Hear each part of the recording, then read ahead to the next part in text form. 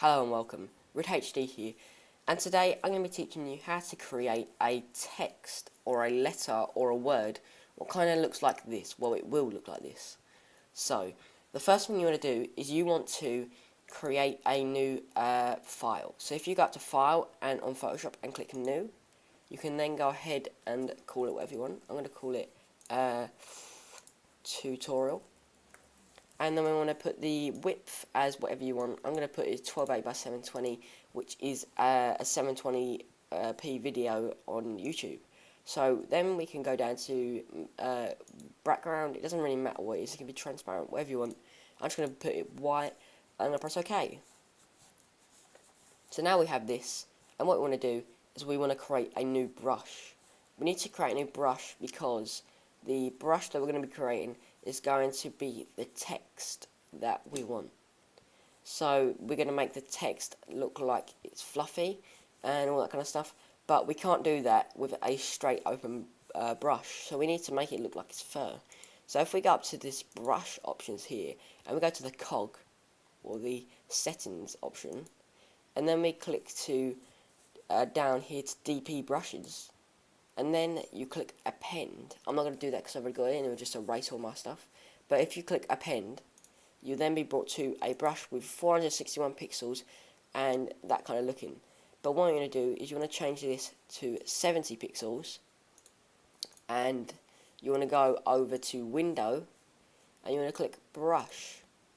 You can then go to shape dynamics and you can uncheck that. I don't know why that's checked, but you can go to shape dynamics. Put size jitter up to 100%, minimum diameter down to 1%, no 0% even, angle jitter up to 12%, actually I think it was 10%, and roundness jitter up to 100%, then minimum roundness down to 1%. You then want to click smoothing, tick smoothing, and that will allow you to just make it a bit smoother, as you can see. Boop, boop. And there we go.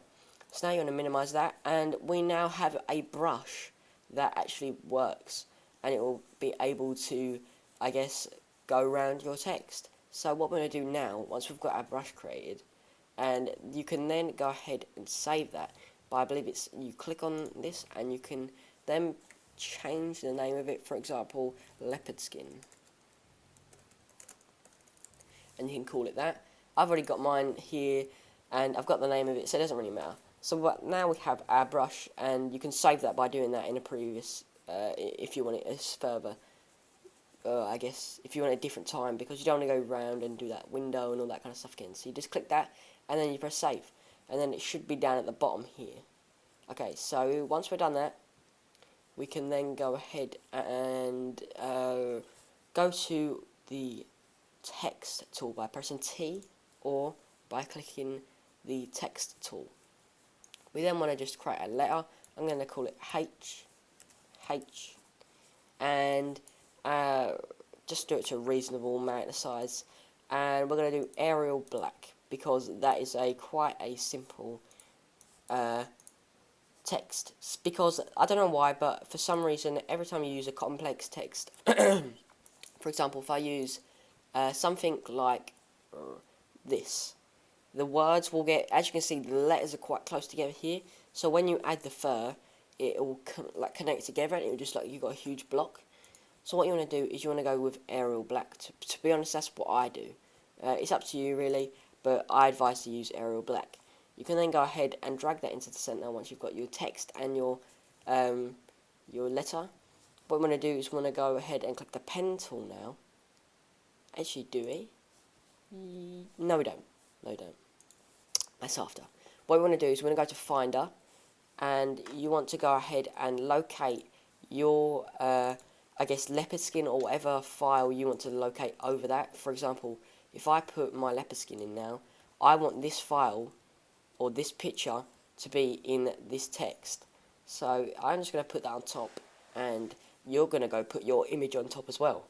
And then what you're going to do is you're going to click on your leopard skin in your layers bar or menu, and you want to click command or hold command, and then as you can see this little square popping up, you want to click command, and you want to click on the text icon there, and I can't do that because I haven't pressed. Okay, so we're going to click that, and then we're going to go and do the thing I just said by holding command and clicking on the text icon. As you can see, we've got a selected region here. We're then going to go, once you've got the selected region, you're going to go down to the bottom, and there's all these tools here. You want to click the one that kind of looks like a camera.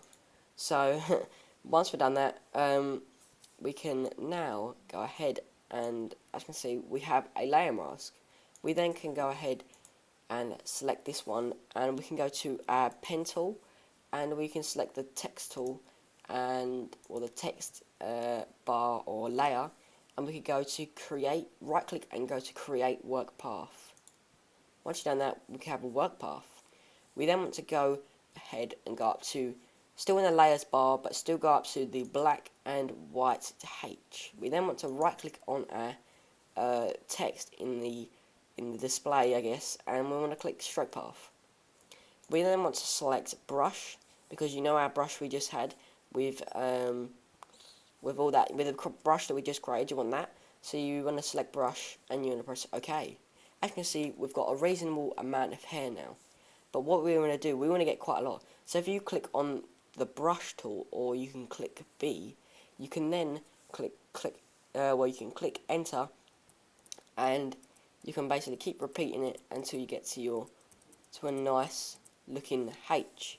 Once you're done, you go back up to the pen tool and you just press enter even, and as you can see, we now have a fuzzy little I guess text. So if we go and select both of them, and we convert to shape, and we go ahead and select both of them, and we merge the layers, now we have a little H.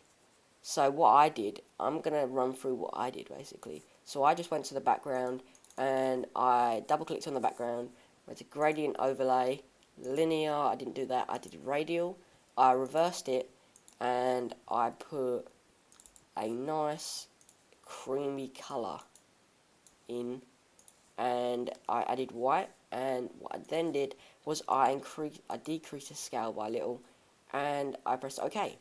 That was basically my background done, and what then I did, I had a shadow. So what I did, I went over to the tools, the shape tools, and this is basically going to be a little tutorial on how to add a bit of a 3D effect.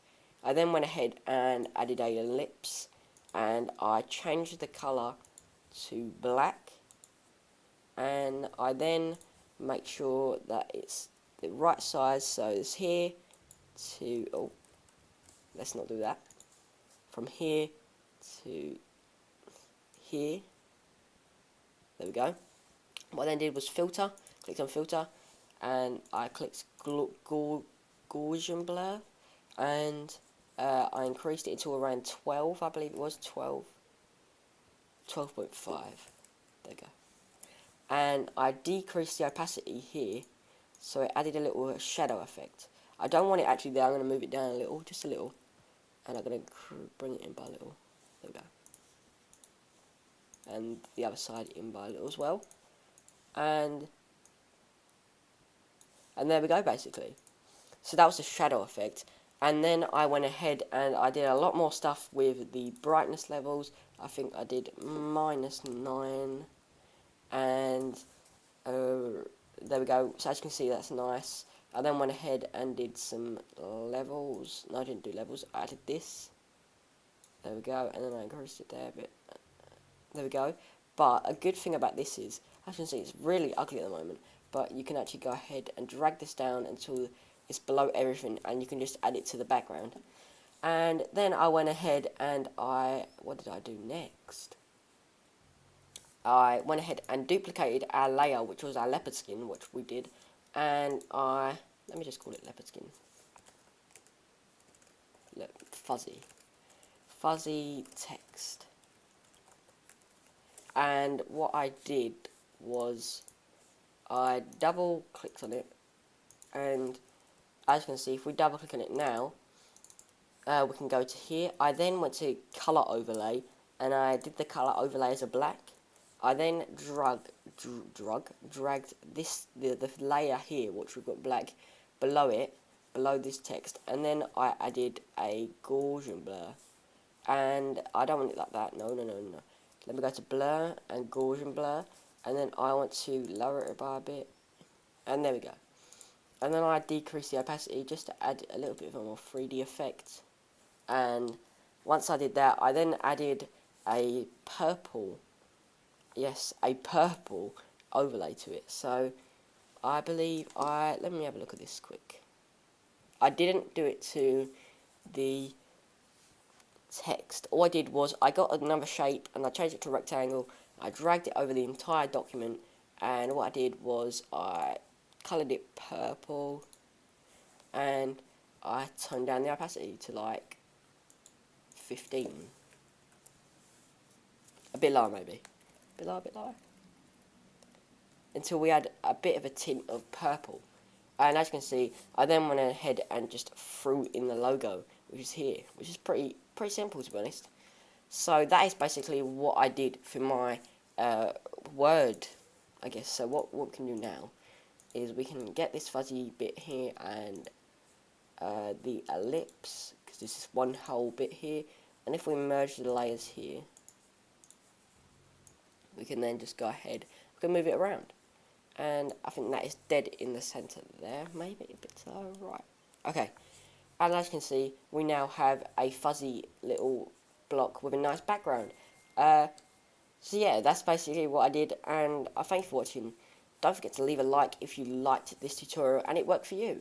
To be honest, it's a really easy tutorial. The next tutorial I'm going to be doing is going to be how to make a Minecraft server, or it's going to be another Photoshop tutorial on how to airbrush someone with spots or something similar to that. So I thank you for watching, guys. Don't forget to leave a like, as I said, and subscribe to start with my content coming out every week. So I thank you for watching, guys. Don't forget to leave a like, as I said for the third time, and goodbye.